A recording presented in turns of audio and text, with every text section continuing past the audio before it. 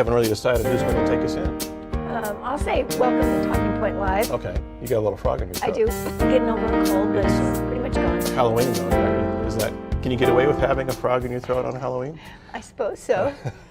As long as it stays in my throat. Talking Point Live, you're watching Eric Young and Jen Kohler here, coming to you from the campus of Dixie State University through the production facilities of the Community Education Channel, and our great thanks to them for providing this as a service to us, and for wrangling a new signal to come in so we can have a guest with us today on Talking Point Live, and I'll get to that here in just a minute. The 31st of October, so you can kind of earmark the date here. We're a week away from the, well, 6 days away. Right. From the election process. I brought my ballot to school to talk to my students about the ballot. Did you really? Yeah. Hopefully it's not your mail-in ballot. It's my mail-in ballot, yes. Well, shouldn't that be in the mail at this point? I think you can mail it, postmark up to the day of the election. Not in Utah. It's got to be, I think, the 3rd of November, I think is. Well, today's the latest. 31st of October. So, right. So But you yeah. brought your ballot in to discuss did. it with your students? I did. Very good. And how did that go? We're going to do that today. So you, Yeah. okay, all right. Yep, we're You're gonna do yet it today. Put that out there. All right. We've been talking here at length for the last 2 programs. This is part 3 in this series as we talk about the influences of the Russian meddling that happened not only in 2016, but currently what's happening in our 2018 election process coming up in 6 days, as we've established that way. What's your takeaway so far? You want to give us a little bit of a recap of? My impression is that governments have always meddled in one another's affairs and tried to influence and persuade people, and that this is a new form. Well, not that new, but it's misinformation campaign. It's a propaganda campaign that they've been relatively successful this time around, and I think this has been, with the Russians, it's been going on at least since 2012 to 14. So it was a build-up to the 16 election. Right. And still, there's evidence currently that Yes. persuasion is still happening on a number of levels. And I think it will continue to happen as now, well. you've used the word successful. Okay. And successful in what way? Because we really have no way of measuring whether or not it actually affected attitudes in terms of how people voted. We're still trying to disseminate that. We've cited a study by Dr. Jameson. Right. A study that she's put out, a book that she's put out from an article that was It's called Cyber. And What's the title called? She moves that needle from likely to probable in terms of having some kind of influence going on. What's interesting is to try to figure out where that influence has gone to, how that's infiltrated out into the United States in terms of IP addresses and that kind of thing. And so I want to introduce our guest here. We have him back now, I see, on Skype. And this technology is pretty iffy, so if we happen to lose him, we'll go through and improvise until we get him back as things roll. But Taylor Grin is a graduate of Dixie State University, and he's gone on to complete his master's work at the American Military University, and he specializes in information operations and domestic terrorism. And he happened to be watching well, Taylor, would you tell us first off how you got oriented to this map that you've been able to go through and create for us that we'll show here on the show as well? Taylor, this is Taylor Grin. Do you have me okay? Yes, you're there.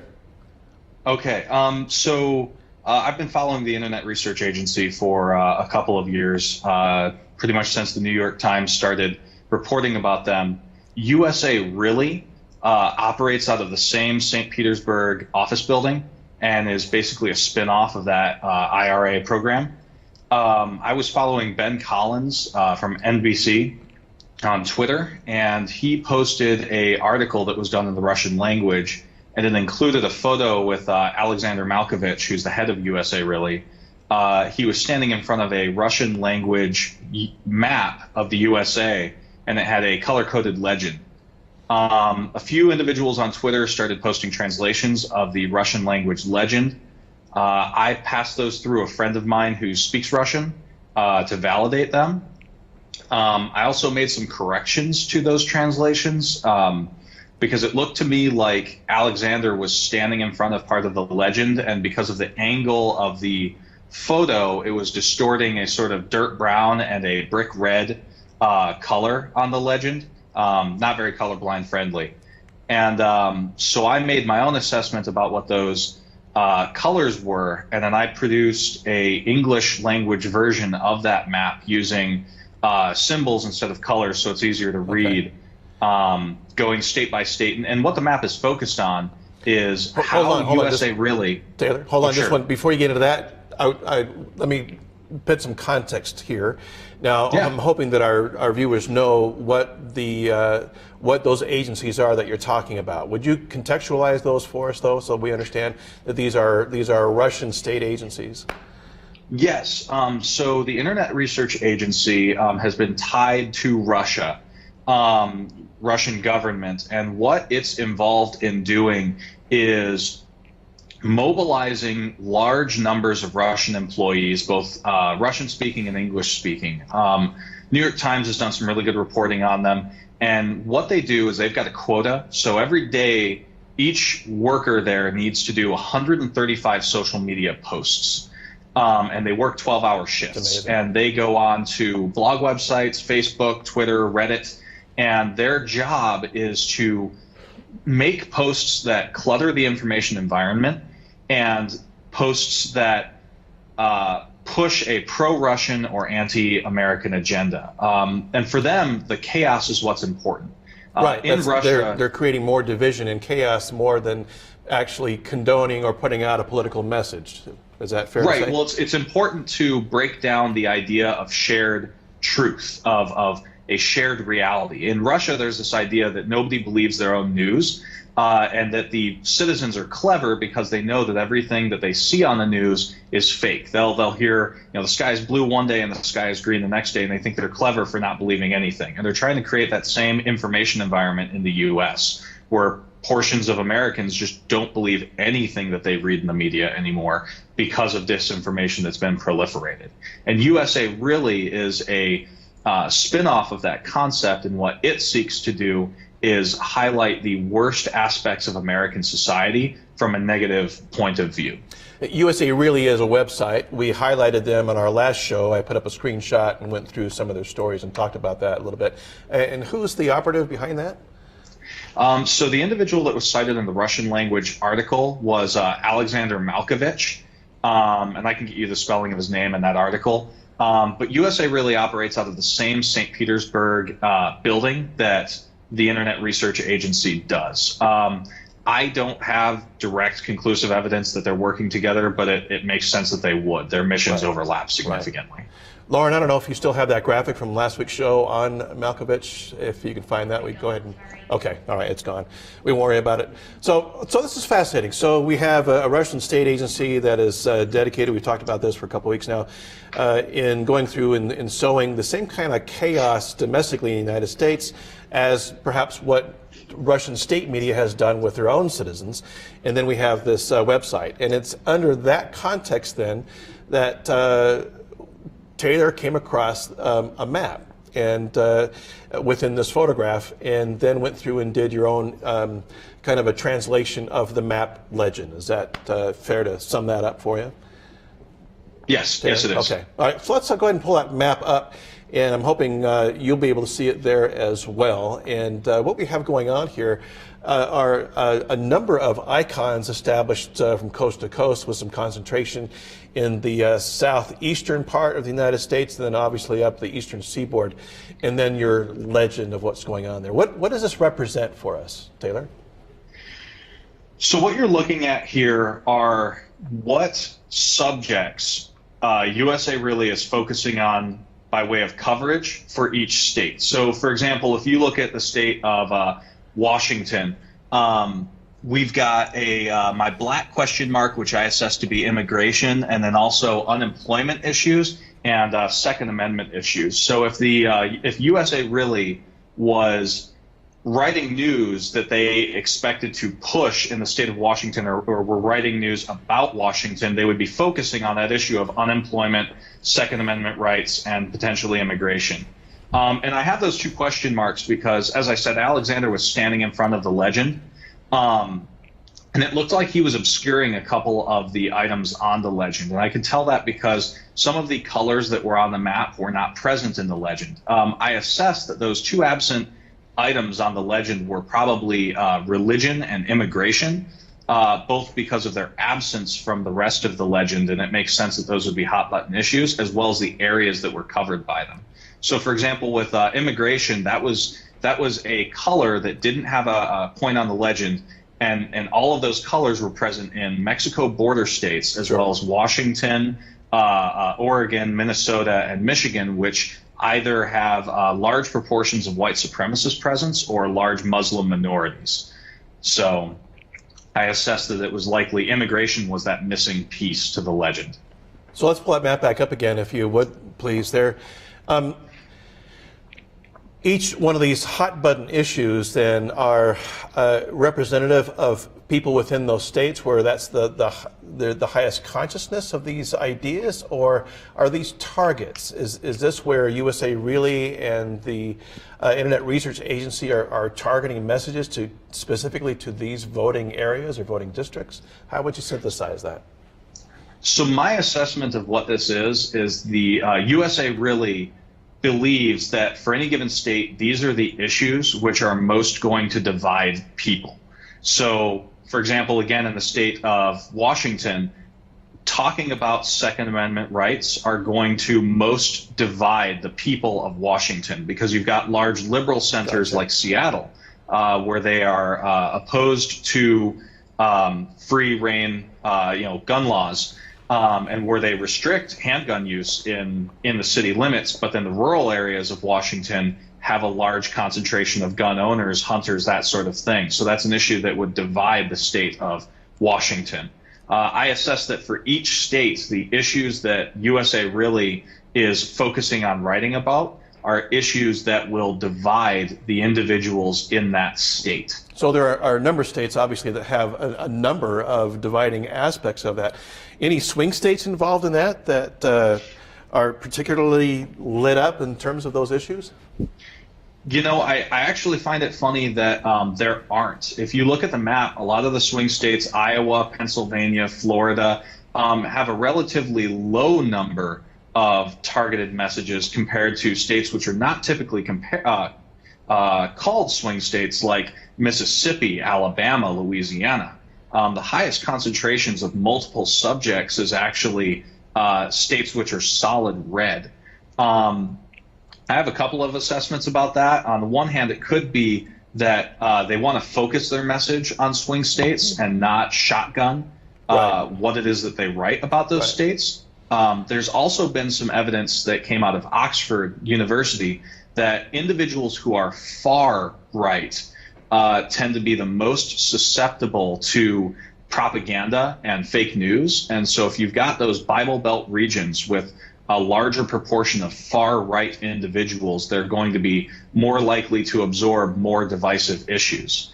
And to address the media perception of bias, when I say far right people are more susceptible to that fake news, I'm coming at that from academic study of individuals across the political spectrum that found that people on the very far right are more susceptible. Now, people on the left are also susceptible, but not as much as people on the very far right. Yeah, I saw that and researched that out as well. I thought it was a pretty fascinating claim to be made, and there's all kinds of ways that we could probably go through and spin that. But I'm curious, what is your take on that?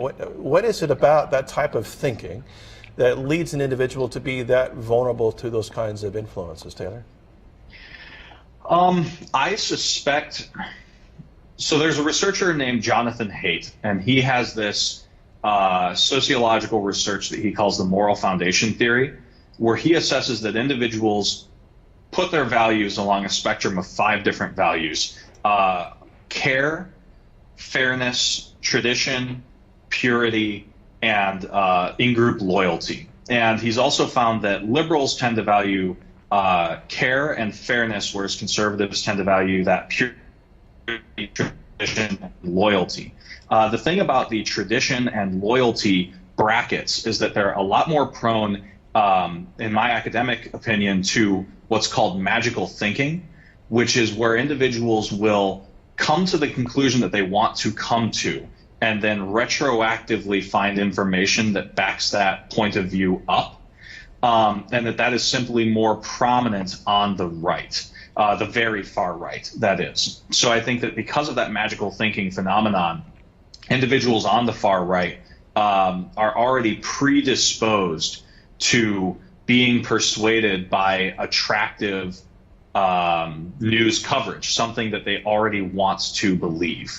Taylor, is that go hand in hand with that recognition of the value of authority?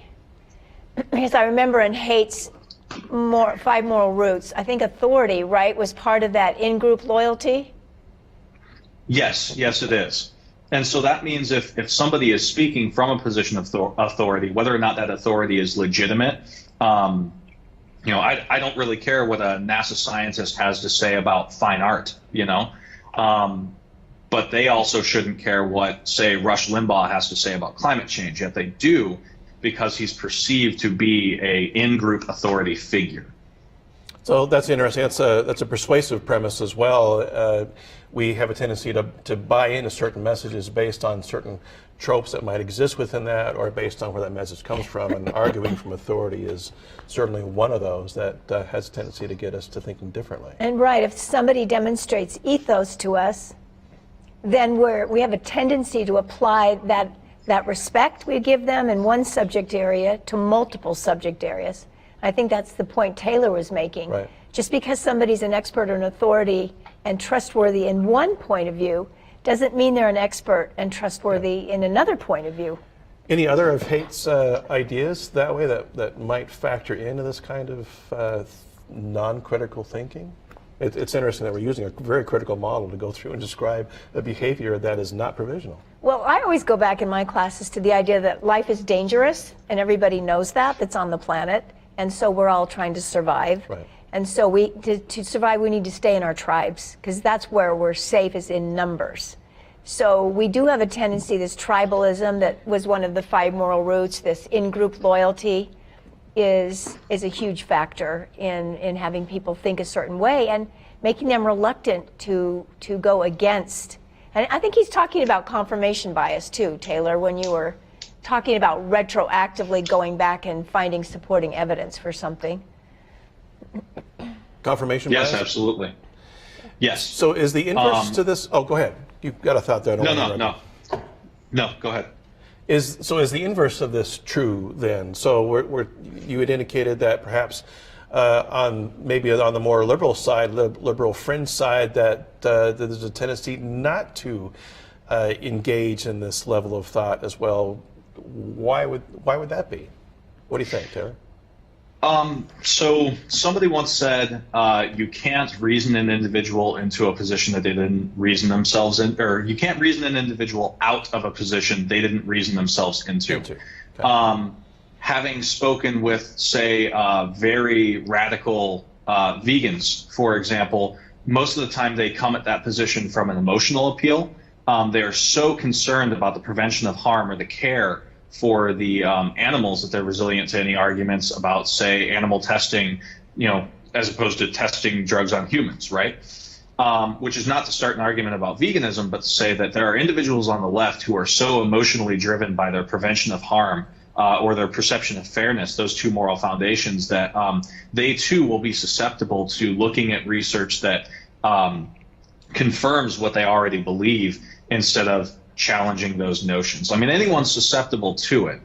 Individuals who are more extreme in their way of thinking are going to be more susceptible, but for some reason, individuals on the right are even more susceptible than that. Fascinating. So I'm left then so we make this application back to then the Internet Research Agency in USA. Really, is this a framework? And we're guessing, we're just postulating here, but how they're approaching this, because I'm researching this to teach this in my persuasion class next semester, using this as a model in terms of how to get people to think differently. Do you think this is in kind of the language, the lexicon of the Internet Research Agency and USA Really? Are they at this level of figuring out how people think and then blasting those minds with these messages? What do you think, Taylor? No, actually, I don't think so. And the reason why I don't think so is because we can see this map. They are okay with allowing this map to be seen by everyone. And what that means is that they don't believe that the information on that map is so critical that they're going to keep it secret from the eyes of the public. But is it not evidence of what it is they're trying to do, though? Oh, it absolutely is. But I don't think that they are thinking on the level of Jonathan Haidt and moral foundation theory. Okay, interesting. So Rand Corporation, which produces intelligence research products, has put out a recent article called "The Fire Hose of Falsehood," and the argument that they put forward there is that the more you repeat a given statement, the more people believe it. It's kind of like Hitler's big lie. Say something that's absolutely false over and over and over again until it's the only thing that's in people's heads. And I think that Russia is taking a lot more of that tack, where they highlight half a dozen to a dozen major divisive issues, and then they will just blast truth, non-truths, part truths as much as possible to fill the airwaves with garbage information and prevent real dialogue from occurring. And also the Rand research paper on the Fire Hose of Falsehood model demonstrates that the more an individual hears a claim, regardless of its truth value, the more that they believe it, because that repetition gives a perception of authenticity. So if you're researching persuasion and trying to determine the next model of how that's working, how that persuasion theory works, might the opposition model to that be blast truth and repeat truth on the airwaves over and over and over again so that people get that opposition effect. But that's something I'm still researching. That's my big question right now. I have a question for you, Taylor. You may remember this fellow's name.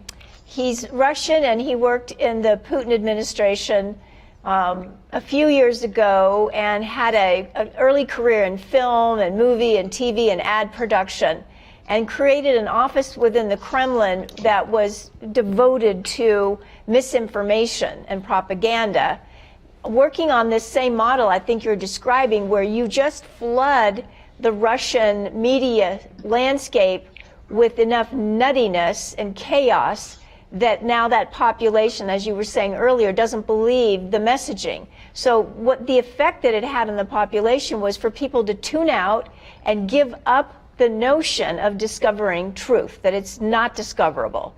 And you happen to remember this fellow's name that I'm referring to?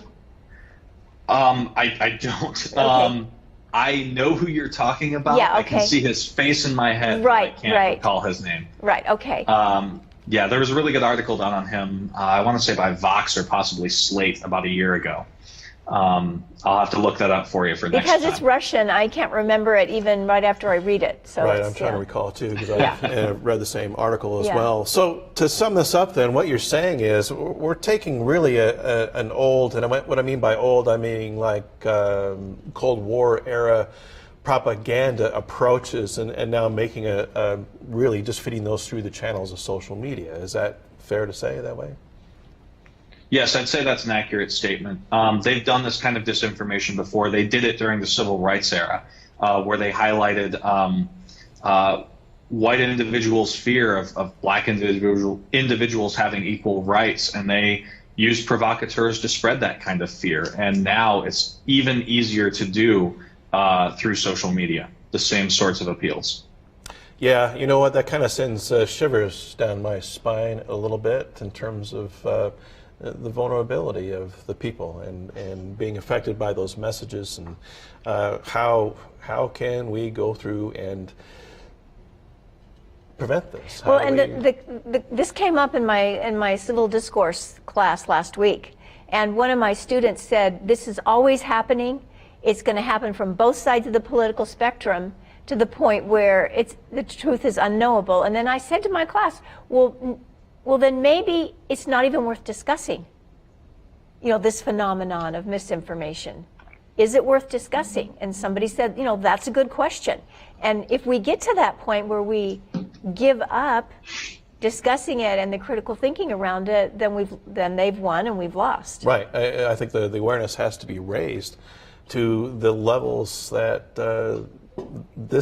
that state is going through to get us to not care, to become apathetic, to not. But if you look at somebody like Noam Chomsky, he's saying that the U.S. establishment media has been doing this all along. That's the comfortably numb idea all along. From right. Pink Floyd as well. Right.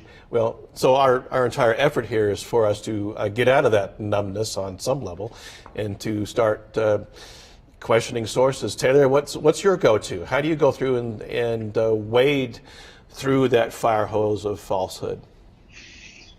Oh gosh, critical thinking. I was lucky enough to take a variety of formal logic courses when I briefly attended Southern Utah University. I've also had the benefit of master's level education in intelligence studies, which teaches you about vetting. The nitty gritty is you need to question the motive of the individual that is writing an article. You need to look up the claims that are being made, see whether or not those claims are also being made by other well-regarded media. You need to accept that some media sources are better than others. The Poynter Institute has excellent journalism and journalism ethics programs. Look for news media that use journalists from the Poynter Institute. Use things like factcheck.org. Snopes gets a bad rap, but every single thing that they say when they determine truth or falsehood, they cite sources, and you can check those sources. That's the biggest thing is just not taking anything on face value and critically examining your own beliefs and biases. One of the questions I always ask myself is, am I just looking to confirm what I already believe? And if I find myself doing that, I tend to take a step back and spend a day or two on a given issue. And I say, let me pretend I believe the exact opposite thing, or let me pretend that I'm trying to disprove my current belief. How would I go about doing that in the best way possible, with intellectual rigor, as opposed to just finding the first thing that confirms whatever I'm trying to assert or believe in. And just defaulting to that. Wise words from Taylor Grin. He's joined us today on Talking Point Live as we discuss the efficacy of some of those influences in this Russian propaganda insertion of information into the voting mind here. Next week, we're going to come back and talk with Taylor Michael Grin again as we discuss the influences of alt-right thinking and what's going on in terms of the violence here in the United States. It's been quite a week last week as we go. Taylor, thank you for joining us. Thank you for joining us. If you have anything to say or want to contribute to the show, to that dialogue, you're welcome to do so on TalkingPointLive.com Facebook.com/TalkingPointLive, and for which I'm Eric Young. And I'm Jennifer Kohler. Thanks for being with us. Thanks for being with us. See you later on.